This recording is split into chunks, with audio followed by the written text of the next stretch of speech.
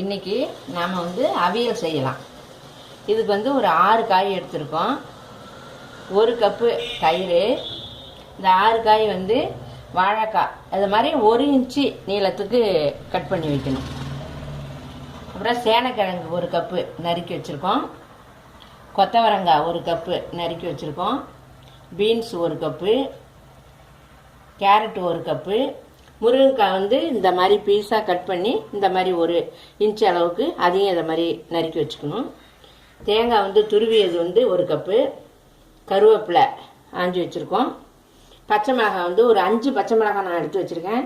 நீங்கள் உங்களுக்கு காரத்துக்கு தகுந்த மாதிரி கூட்டியோ குறைச்சியோ வச்சுக்கலாம். 1 ஸ்பூன் ஜீரகம், 1 டேபிள் ஸ்பூன் தேங்காய் எண்ணெய், உப்பு தேவையான அளவு, மஞ்சள்தூள் 1 ஸ்பூன்.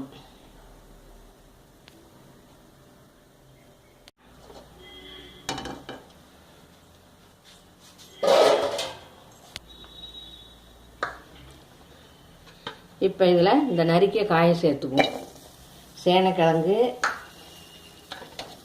வாழைக்காய்,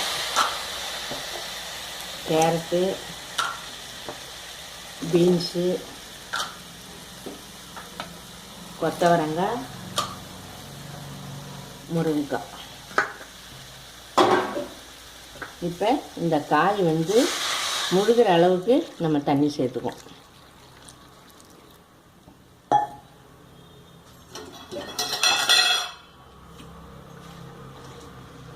இந்த அளவுக்கு தண்ணி இருந்தால் போதும். ரொம்பவும் தண்ணி வச்சோம்னா வடிக்கக்கூடாது காயை.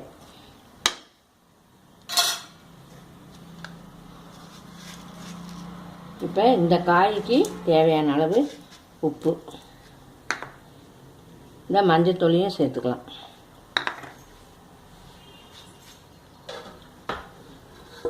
இது சேர்த்து இப்போ ஒரு தட்டு போட்டு மூடி வச்சு இந்த காயை வேக வச்சுக்குவோம்.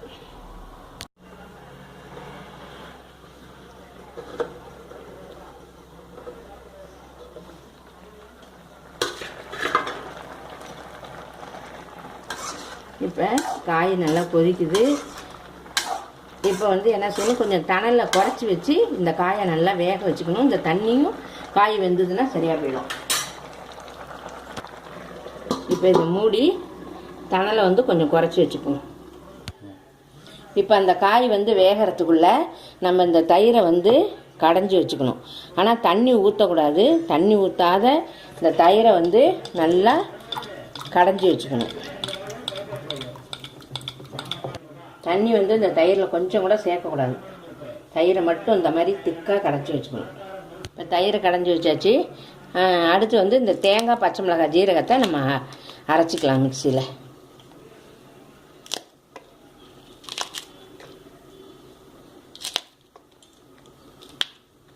பச்சை மிளகாய், ஜீரகம், இந்த துருவிய தேங்காய்.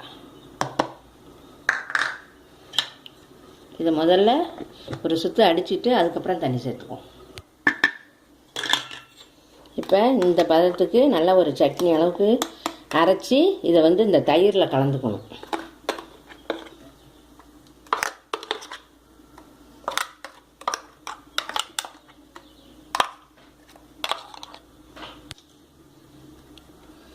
இது அது மாதிரி தயிரில் கலந்து வச்சுக்கணும்.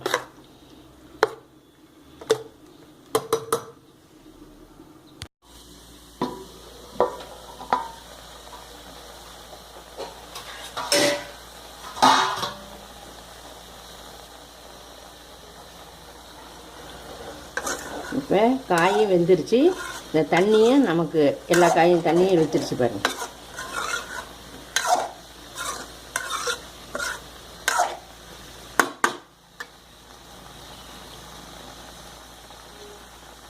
சேனக்கிழங்கு நல்லா வெந்துருச்சு.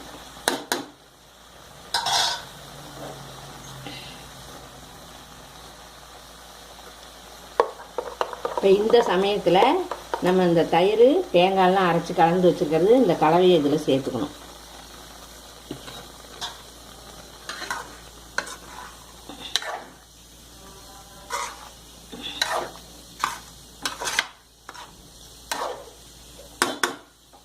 இப்போ இந்த தயிரும் தேங்காயும் சேர்த்துருக்கோம். அதனால் இப்போ கொஞ்சம் உப்பு பார்த்து போட்டுக்கணும் நீங்கள்.